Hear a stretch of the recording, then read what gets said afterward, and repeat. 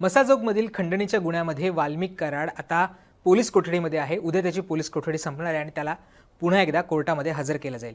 वाल्मिक कराडवर हा गुन्हा दाखल झाल्यानंतर त्याच्यावर अनेक गुन्हे आहेत हे सुद्धा समोर आलं होतं। खंडणी मागणं किंवा धमकावण्यासारखे अनेक गुन्हे हे वाल्मिक कराडवर दाखल असल्याचं अनेक पोलीस तपासामध्ये समोर आलेलं आहे। आता वाल्मिक कराडचा अजून एक प्रताप समोर आलेला आहे। वाल्मिक कराडने 140 शेतकऱ्यांना करोडो रुपयांना गंडवल्याचं समोर आलेलं आहे आणि या शेतकऱ्यांनी आता पोलिसांकडे धाव घेतलेली आहे। नेमकं हे प्रकरण काय आहे आणि करोडो रुपयांची शेतकऱ्यांची फसवणूक कशी झालेली आहे हे आपल्याला समजावून घ्यायचं आहे। तर हे प्रकरण थोडंसं जुनं आहे। ज्यावेळेस धनंजय मुंडे हे कृषी मंत्री होते आणि त्यावेळेस हार्वेस्टिंग करणारे जे काही शेतकरी आहेत, हार्वेस्टिंग मशीन असणारे जे काही शेतकरी आहेत, त्यांना अनुदान मिळवून देतो असं म्हणून वाल्मिक कराड याने या सगळ्या शेतकऱ्यांकडनं लाखो रुपये घेतलेले आहेत। या शेतकऱ्यांशी जेव्हा आम्ही बोललो त्यावेळेस ते म्हणाले की पोती भरून पैसे हे वाल्मिक कराड याने आमच्याकडनं घेतलेले आहेत आणि तुम्हाला या सगळ्या संदर्भात अनुदान मिळवून देतो, 36 लाख रुपयांचं अनुदान मिळवून देतो असं सुद्धा वाल्मिक कराड या शेतकऱ्यांना म्हटला होता।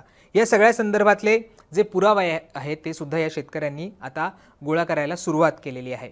ऊस हार्वेस्टिंग करणाऱ्या 140 शेतकऱ्यांना 36 लाखाचं अनुदान मिळवून देतो असं वाल्मिक कराडने सांगितलं होतं।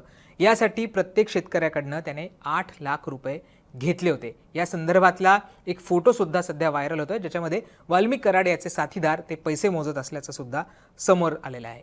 वाल्मिक कराडने म्हटलं होतं की कृषी मंत्री म्हणजे तत्कालीन कृषी मंत्री धनंजय मुंडे हे माझ्या जवळचे आहेत आणि त्यांच्या मार्फत मी तुम्हाला हे सगळं अनुदान मिळवून देतो असं सुद्धा त्यांनी या शेतकऱ्यांना सांगितलं होतं।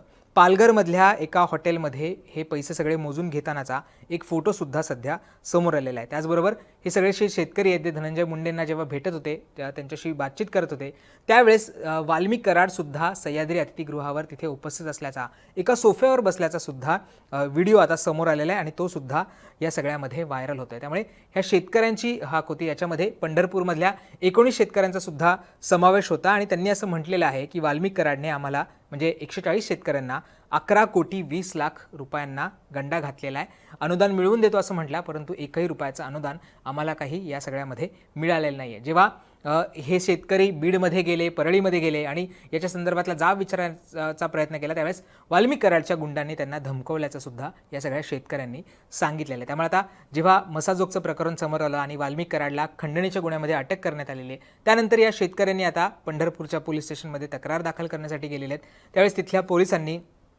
त्यांचे तक्रार अर्ज घेतलेले आहेत, पण या सगळ्या संदर्भातले पुरावे सादर करा आणि पुरावे सादर केल्यानंतर या संदर्भातली आपण FIR करू किंवा तक्रार दाखल करून घेऊ असं सुद्धा पोलिसांनी त्यांना सांगितलेलं आहे। त्यामुळे आता हे शेतकरी हे सगळे पुरावा गोळावा करतायत आणि या सगळ्या संदर्भात सुद्धा ते आता तक्रार करणार आहे। त्यामुळे एकीकडे आपण बघतोय की मसाजोगच्या प्रकरणामध्ये वाल्मिक कराड हा तुरुंगात आहे, त्याची उद्या कोठडी संपती आहे। खंडणीच्या गुन्ह्यामध्ये तो तुरुंगात आहे, खुनाच्या गुन्ह्यात सुद्धा त्याला सहआरोपी करा अशी मागणी हे धनंजय देशमुख असतील किंवा इतर जे गावकरी आहेत, राजकीय नेते आहेत, त्यांच्याकडनं केली जाते।